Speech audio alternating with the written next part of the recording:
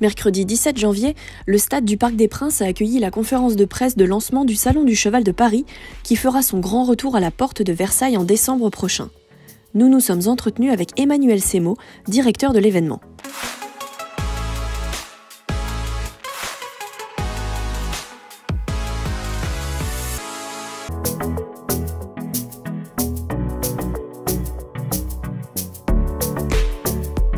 On a choisi avec les équipes de reprendre le Salon du Cheval parce qu'on s'est concerté avec les différentes institutions et les exposants qui ont participé pendant des années. Et en fait, le résultat est simple, c'est quand on interroge tous ces gens-là, y compris même les anciens participants, ceux qui venaient en tant que visiteurs, c'est un salon qui manquait énormément. C'est un salon quand même qui a énormément d'importance, qui a un impact hyper fort dans la filière.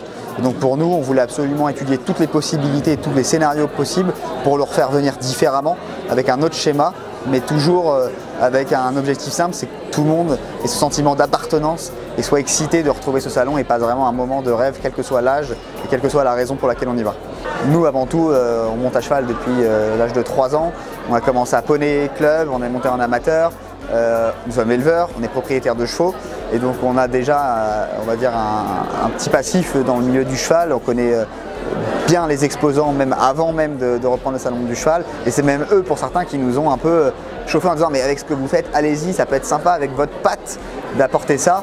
Et donc évidemment que si on n'était pas aussi dans le milieu, on n'aurait pas eu forcément la même approche. Mais attention, parce que c'est aussi un piège, parce qu'à voir que et à penser que entre eux équitants, on se ferme beaucoup de portes. Et l'idée, nous, c'est justement d'ouvrir ce salon et pas d'en faire qu'un salon pour les équitants, mais aussi pour d'autres gens qui ont envie de découvrir ce milieu, qui ont des a priori qu'on va réussir à casser à travers cet événement. Les grosses nouveautés qu'on va apporter déjà, c'est le concours de l'année, c'est-à-dire qu'on va récompenser dans différentes catégories les différents organisateurs de concours qui seront nominés pour pouvoir mettre en avant aussi tout le travail que font ces organisateurs qui est absolument considérable avec un jury de spécialistes. Ça va être les animations, beaucoup plus d'animations plus courtes qui vont être hyper importantes parce que du coup ça permet une représentation des différentes filières et des différents sports équestres. Évidemment tout ce qui est animation classique aussi, tout ce qui va être le poney club éphémère, tout ce qui va être la partie santé bien-être qu'on a totalement revisité pour faire une sorte de musée du bien-être. Côté sportif pareil, on va essayer d'innover en faisant un concours assez connecté, assez rigolo, où les gens pourront parier, gagner des cadeaux, pourront également vivre un moment assez fort en termes d'émotion parce qu'il y aura une ambiance que je pense qu'on n'aura vu nulle part, parce qu'on va mettre tous les éléments et tous les ingrédients pour faire un concours explosif et que tout le monde passe un moment de malade, y compris si on n'est pas forcément dans la filière, qu'on n'est pas pratiquant. Donc voilà, après il y a aussi beaucoup d'événements B2B, ça c'est vraiment aussi la grosse nouveauté. Fédérer les acteurs de la filière ensemble et des conférences, des masterclass, des plateaux télé pour essayer d'avoir une approche un peu différente et novatrice sur le monde du cheval.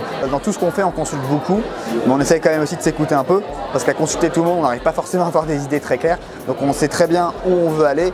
Aujourd'hui quand même, les événements, quand vous regardez les différents événements que produit notre société et ce que les gens disent sur les réseaux, que ce soit les exposants ou les visiteurs, ils en reviennent sidérés parce qu'on essaie d'apporter quelque chose de nouveau. Donc aujourd'hui oui, il y a une pression parce qu'il y a une attente du public et quand on voit les nombres de billets qui ont été pris très vite en ouvrant la billetterie qu'une heure, quand on voit le nombre de stands qui ont été pris en annonçant qu'il y a un mois le retour du Salon du Cheval, c'est considérable. La pression elle s'installe. Maintenant nous l'idée c'est de répondre aux attentes, de dépasser et de surprendre les gens.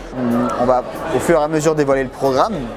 On va également avoir des mini-séries, des choses assez pédagogiques pour faire monter un peu en puissance le cheval sur les réseaux en faisant des séries dédiées, des mini-vidéos, des tutoriels, enfin plein de choses assez intéressantes pour donner envie aux gens de venir au Salon du Cheval. Et en fait, le Salon du Cheval de Paris, c'est une marque forte. Il faut l'animer, la faire vivre et que ce ne soit pas juste 3 jours dans l'année. C'est un salon qui doit vivre toute l'année et c'est notre mission à travers les réseaux sociaux.